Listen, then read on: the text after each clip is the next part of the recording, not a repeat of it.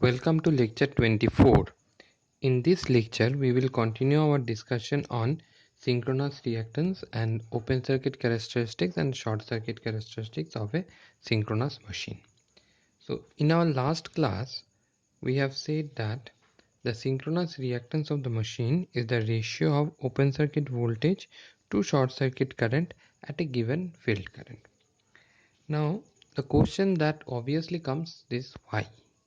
Why synchronous reactance is a ratio of open circuit voltage to short circuit current? The answer to this question lies in Thevenin theorem.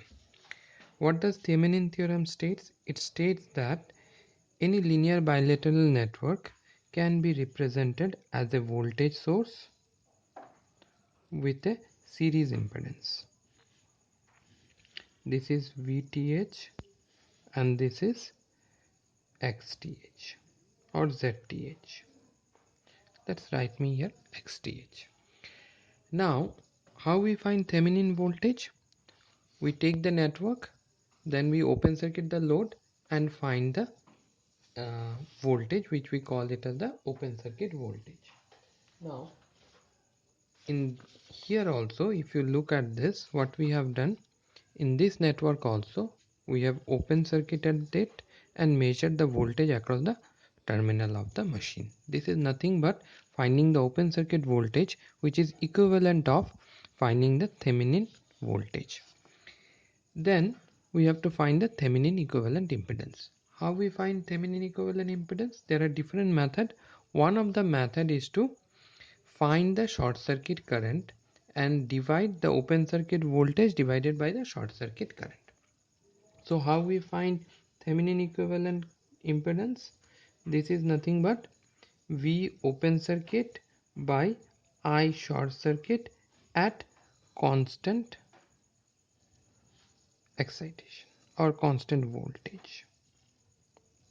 That is, in the bilateral network, in the linear bilateral network, if we keep the other parameter constant means the resistance should remain constant, the voltage that is there in the circuit should remain constant. If we keep everything constant, then open circuit voltage divided by the short circuit current will give me the XTH. Here what we have done, here we have kept everything constant. How we have kept everything constant we will see later, and then we have calculated the short circuit current. So here we are doing nothing but we are converting the synchronous machine to a equivalent Thevenin circuit with the open circuit voltage and with a Thevenin equivalent impedance. Now the question is how we have kept the voltage constant. For doing this, what we have done, if you look at this, we have said that we have to calculate this at a constant IF. We have to calculate the synchronous reactance as a ratio of open circuit voltage to short circuit current at a constant IF. And we have also mentioned that we will run the machine at a rated speed. So if we run the machine at a rated speed, what is the formula for induced EMF? E is equal to 4.44 ft. If we run the machine at a rated speed in both the cases, then this F will be constant for both the cases, open circuit case as well as short circuit case. Number of turns will remain same, and if we keep IF constant during open circuit test and short circuit test, we are taking the result along a constant IF. So if we keep IF equal to constant, then this flux will also remain constant in open circuit as well as in short circuit case. So the induced EMF in these windings, that is the induced EMF that is there, this EF during short circuit test as well as EF during open circuit test, both these two EF will be same. That is, the EF in this circuit and the EF in this circuit will be same. How we have ensured this? We have ensured this by setting the IF to be same in both of them. The machine is rotating at same speed, IF is same, so this EF during open circuit test, EF during short circuit test will be same. So this is nothing but our Thevenin theorem. we are calculating the Thevenin equivalent impedance as the ratio of open circuit voltage to short circuit current. This we have done in our network class, and the Thevenin voltage is nothing but the open circuit voltage. So this is nothing but a Thevenin equivalent circuit. So when we find the synchronous impedance, it is nothing but finding the Thevenin equivalent impedance of a AC network. Now the question is, we are saying that Thevenin equivalent circuit and all these are applicable for a linear bilateral network. Now what do you mean by a linear circuit? A linear circuit means a circuit which obeys the principle of superposition and homogeneity. Or to put it in little bit more understandable form, we will say it like this. We will have a excitation on this side and a response on this side. If we have a excitation on this side and a response on this side, and if the characteristics is a straight line that's passing through the origin, then we call it as a linear system or a linear network. That is, say resistance, if you, this is the voltage, let's say that this is the current, we are applying some voltage to a resistance, some current is flowing through the resistance. So if you increase the voltage, current will increase. Let's say inductive circuit, if you increase the voltage, the current will increase. It's a linear circuit. Say capacitive circuit, if you increase the voltage, the current will increase. It's a linear circuit. So whatever we have studied in network analysis, Thevenin superposition, then Norton, Teligans theorem, reciprocity theorem, everything other than Kirchhoff voltage law and Kirchhoff's current law are applicable. Maximum power transfer theorem, whatever you have studied is applicable for linear bilateral network. Now if we have to work with synchronous machine, we have to convert this into a linear system. But in last class we have seen that the open circuit characteristics is something like this. So this is my excitation in this case, this is the field current, and this is the response, that is the induced EMF. So we can see that this is a non-linear thing. If it is a non-linear thing, whatever we have learned from first year till now, nothing is applicable and we cannot handle such a thing. So we have to convert this non-linear thing to an approximately linear thing. We have to approximate this to a linear circuit. So how to do this approximation? So let's first draw the characteristics once again. So what we will draw? We will draw the open circuit characteristics of a synchronous machine once again. So on this axis we will have I of f, and on this axis we will have E of f. Now this is I of f, this is E of f, and we know that this will be one point definitely at IF equal to 0, EF will be equal to 0, and there will be some more points here like this, and after some particular value of IF this will bend like this. So if we join this, this will be my open circuit characteristics, and we can see that this is a curve. Now what is one way of approximating it with a straight line? This point you join with the first point that experimentally that you have derived, origin with the first point, and then you extend the line. This is an approximation of this curve is being approximated with this straight line. Now I have asked you to join the origin with the first point and then extend. Technically, or in the book you will find that they will say that tangent at origin. This is nothing but if you draw a tangent at this origin, it will pass through this point and the first point, and then you have to extend it. So the terminology that is used is tangent at origin. If you draw a curve like this, what you are assuming? You are assuming that there is no saturation in the machine. This it becomes a curve like this because of the saturation in the magnetic material. If you assume that there is no saturation, then there will not be any curve. So this is known as the air gap line.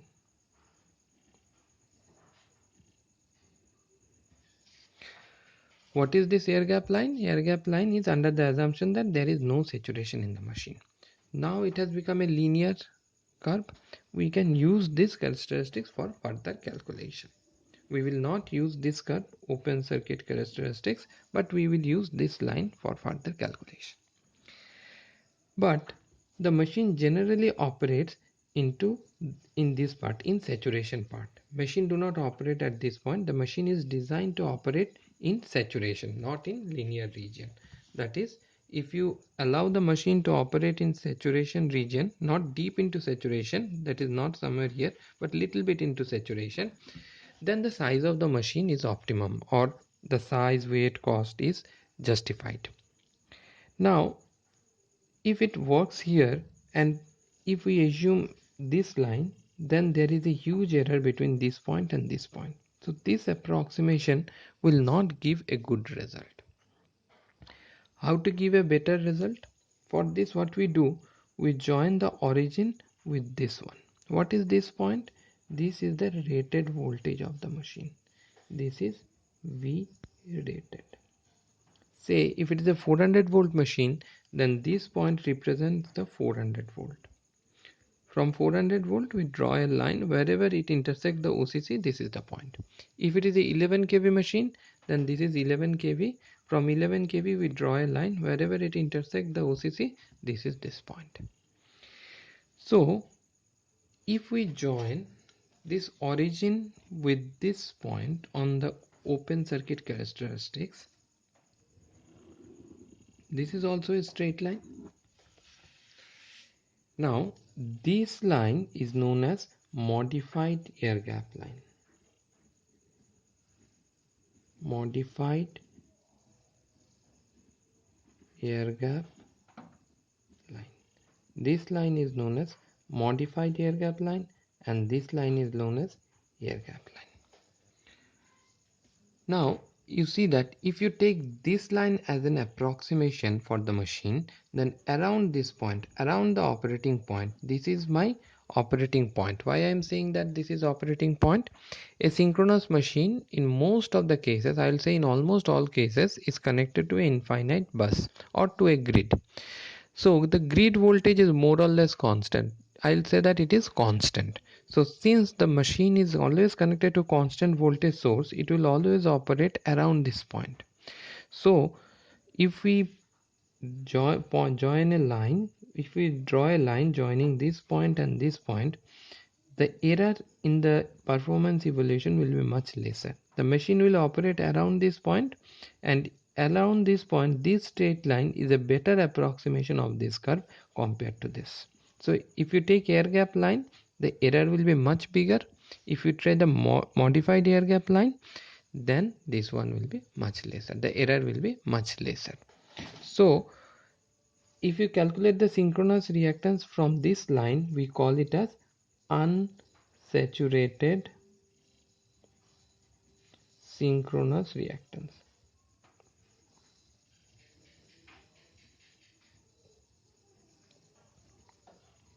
Why it is called unsaturated synchronous reactance? Because we do not take the saturation effect into this. If you calculate the synchronous reactance from this line, we call it as saturated synchronous reactance or adjusted synchronous reactance. Saturated synchronous reactance. It is also known as adjusted synchronous reactance.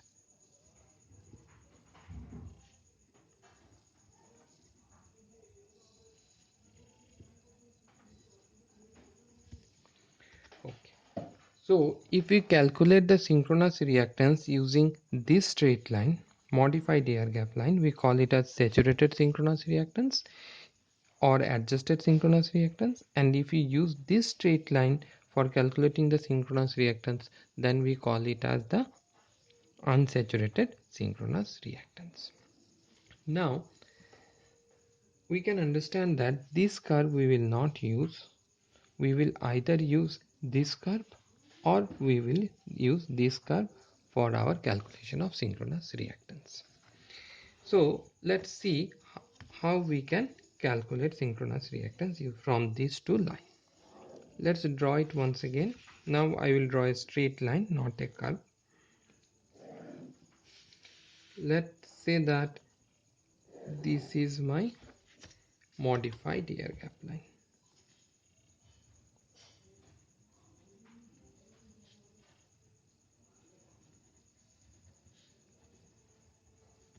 I am drawing this line.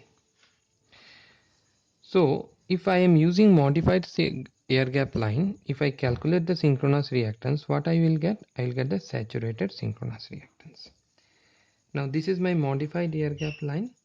I will take, this is my IF, this is my EF. How I have got this line? Experimentally, I have got the synchronous open circuit characteristics of the machine. This I have to draw. Once I have drawn this, I will find out a point corresponding to the rated voltage, and then corresponding to this point I join a line. So anyway, first I have to draw the OCC. First I have drawn the OCC. This is the OCC of the machine. Then at rated voltage, this is the rated voltage, we have marked this point, and then from origin to this we have drawn a line. This is my modified air gap line. This is a straight line. Now we will take another axis for short circuit characteristics. This axis will be for current. This is ISC. This is origin, and we will take one point. Since it's a straight line, one point will be sufficient. This will be, I will take ISC, some value will be given, say corresponding to this value of ISC, this field current, this data is given. So we will join a line.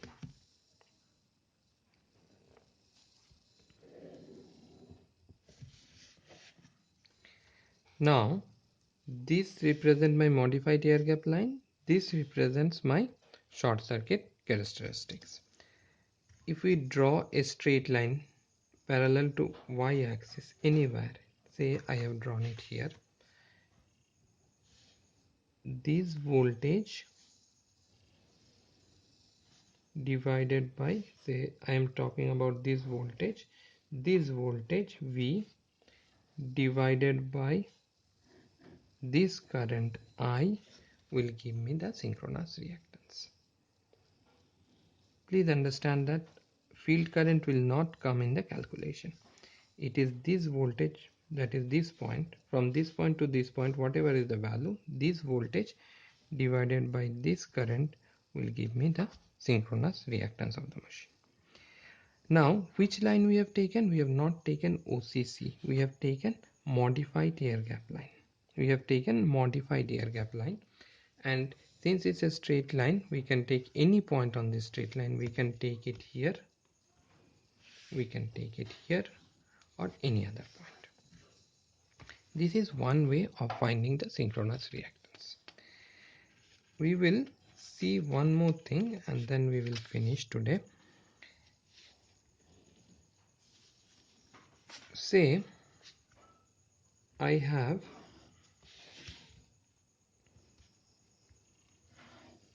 a modified air gap line like this. This is a modified air gap line, and this is a short circuit characteristics. This is my modified air gap line, and this is my short circuit characteristics. On this side I have EF, here I have IF, and here I have another scale for ISC. Now let's take any point here. Let's say that the field current here is IF. Let's say that the field current at this point is IF. So what is the slope of this line? Let's say that this voltage is V and this voltage is ISC. Let's say that this is VT, this is ISC. So what is the slope of this line? Let's call this K1. So what is K1? K1 is nothing but VT by IF. What is the slope of this line? The slope of this line, let's call it as K2. So K2 is ISC by IF. Let's call this slope to be K1 and this slope to be K2. So I have taken this point. So the slope of this line is nothing but this divided by this. So this is nothing but VT, this is IF. And what about the slope of this line? This point is ISC, so ISC by IF. So what is K1 by K2? K1 by K2 is VT divided by IF divided by ISC divided by IF. So this is nothing but VT by ISC. Since we are taking it as same field current, we can write it like this. So this is nothing but my synchronous reactance. So synchronous reactance is nothing but the ratio of the slope of open circuit characteristics divided by the slope of the short circuit characteristics. So if this is a straight line and this is a straight line, then this ratio will remain constant, because straight line the slope is constant everywhere, this slope is also constant everywhere, so synchronous reactance will remain constant. Now look at this. Here the slope of this line, that is my short circuit characteristics, is constant, that is K2 is constant. But if we take this line, the slope will change, so my synchronous reactance will also change. So with the changing if in a circuit the reactance change, we will not be able to calculate, we will not be able to solve the problem. So we have to make a straight line assumption. We will continue with this discussion in the next class. Today we have understood that synchronous reactance is a ratio of slope of open circuit characteristics divided by not the open circuit characteristics, air gap line, a straight line divided by the short circuit characteristics. If this straight line is modified air gap line, it's adjusted synchronous reactance or saturated synchronous reactance. If this straight line is air gap line, then it is called the unsaturated synchronous reactance. Okay, we will continue in the next class.